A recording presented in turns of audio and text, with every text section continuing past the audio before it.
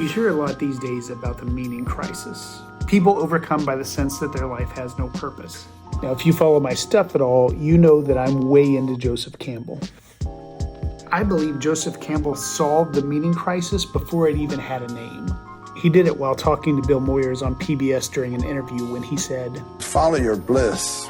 Now, a lot of people have misunderstood what Campbell meant by this, even supposedly smart people. You know, when you hear people like Joseph Campbell say things like follow your bliss, you know, and so that sounds pretty easy. You want to develop your personality, just do what you love. You know, it's a corruption of Carl Jung's thinking, because Jung would say, well, follow what you're interested in, it'll take you somewhere you really don't want to go. And then maybe you'll learn something.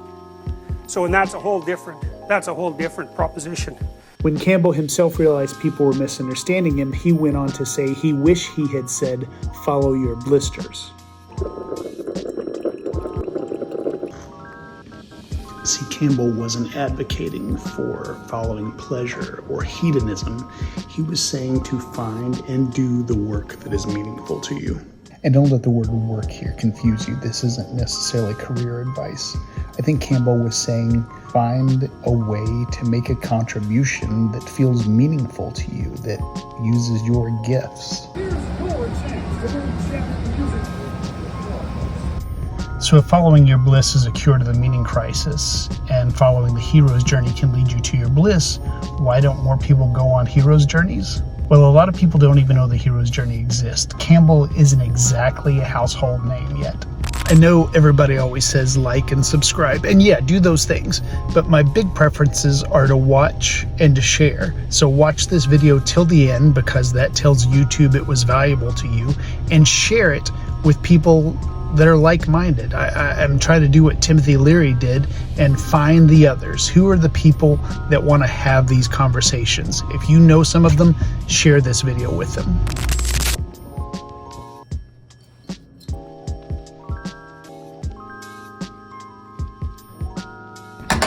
This is a little private phone room in the factory I work at, and I'm filming in here right now because I've got to sneak in filming whenever I can. There may be a lot of people who have heard of the hero's journey. Even if you know about it, it's kind of complicated. It has 17 steps, and it has names like atonement with the Father and apostasis. And if you've read the book where Campbell describes the hero's journey, The Hero with 1,000 Faces, it's kind of dense. Some folks who have a crucial understanding of the hero's journey have tried to simplify it, unfortunately not with the intention of showing people how to follow their bliss. Sorry I got kicked out of that room.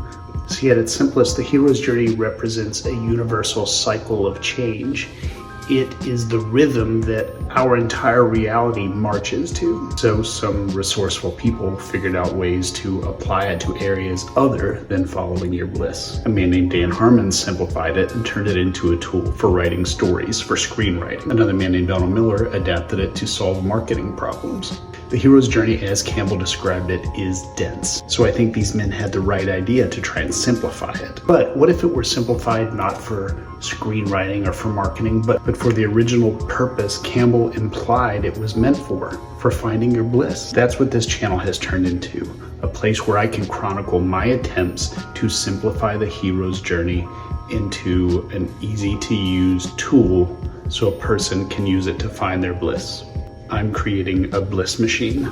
Basically, you put the contents of your life in one end, and the other end spits out your bliss. If you're interested, please subscribe and follow along. But if you really want to help me, watch this video till the end, because that tells YouTube that it was beneficial to you. And share it with like-minded people that you think would appreciate this topic.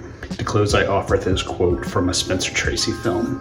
It's hard to feel sad and useful at the same time. The meaning crisis has created a lot of sad and depressed people. And I think the solution to that is by helping them find their bliss, because ultimately when you found your bliss, you become useful to the world. So that's the mission we're on.